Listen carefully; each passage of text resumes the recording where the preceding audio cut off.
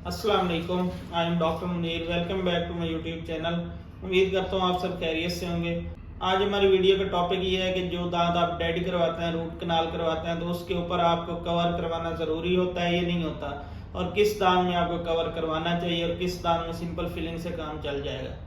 तो आज हम यही सारा कुछ डिस्कस करेंगे। तो रूट कनाल का जो प्रोसीजर है वो क्या होता है, वो कैसे होती है, इसके लिए हमने एक सेपरेट वीडियो बनाई हुई है। उसका लिंक डिस्क्रिप्शन में दे देंगे हम, उधर से आप जाके उस वीडियो को प्रॉपर देख सकते हैं कि रूट कनाल का प्रोसीजर क्या, आपकी दाढ़ या दांत को डेड कैसे किया जाता है। तो अब जो क्वेश्चन है वो ये है कि एक दाढ़ या दांत के आपको डेड कर दिया गया तो उसके ऊपर जो है कैपिंग करवाना, कवर करवाना कितना एक ज़रूरी है। तो ये सबसे पहले जो होता है ना, ये आपके दांत की कंडीशन पे डिपेंड करता है कि आपका दांत जो है वो कितना ज़्यादा खाया जा चुका था, कितना ज़्यादा केरियस था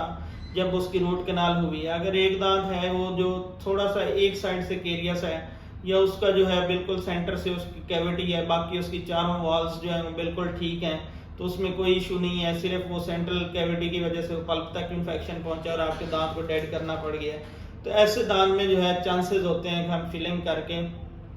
तो उस दांत को हम चला सकते हैं। लेकिन जो अनफॉर्चुनेटली हमारे पास जो केसेस रिपोर्ट होते हैं, मैक्सिमम जो है ना, अगर 100 में से 90% ऐसे केसेस होते हैं जो ग्रासली केरियस होते हैं, मतलब उनकी ऑलमोस्ट एक दांत की 2 वॉल्स या 3 वॉल्स जो है ना वो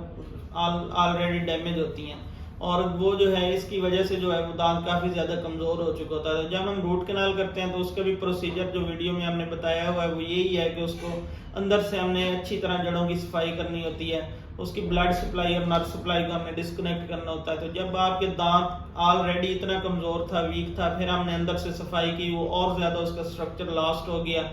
और दूसरा ये है कि जब एक दांत को खुराक जो उसकी न्यूट्रिशन सारी आ रही होती है वो ब्लड के जरिए आ रही होती है, जब हमने उसकी ब्लड सप्लाई भी ख़त्म कर दी तो वक्त के साथ साथ वो दांत वैसे भी ब्रिटल हो जाता है, वो कमज़ोर हो जाता है, भुरना शुरू हो जाता है। तो इसलिए ऐसे दांतों में हम ज़रूर रिकमेंड करते हैं कि आप रूट कनाल के बाद लाजमी क्राउन करवाएं। अगर आप ऊपर कैप नहीं करवाएंगे तो जो दांत, आपको पेन तो नहीं होगी उस दांत में, लेकिन जो दांत कैप करवा के रूट कनाल के बाद 5 साल चलना है या 10 साल चलना है, वो कैप करवाए बगैर आपका दांत साल 1.5 साल के अंदर भुरना स्टार्ट हो जाएगा, ख़त्म हो जाएगा। तो इसलिए अगर आप इतना एक्सपेंसेस वगैरह और आप इतना जो है टाइम भी दे रहे हैं, टाइम निकाल रहे हैं, एक्सपेंसेस भी बेयर कर रहे हैं, और आप पेन वगैरह, इंजेक्शन भी लगता है रूट कनाल में, वो पेन वगैरह भी थोड़ी बहुत जो है उसको भी बेयर कर रहे हैं, तो बजाय इसके कि आप इतना सब कुछ करने के बावजूद फिर साल के अंदर अंदर आपका दांत खत्म हो जाए, तो ये कोई इसका फायदा नहीं है। तो लॉन्ग टर्म यही है कि अगर आप उसको कैप करवा के ऊपर उस दांत को सेव कर लेंगे तो वो लंबे अरसे तक चलेगा,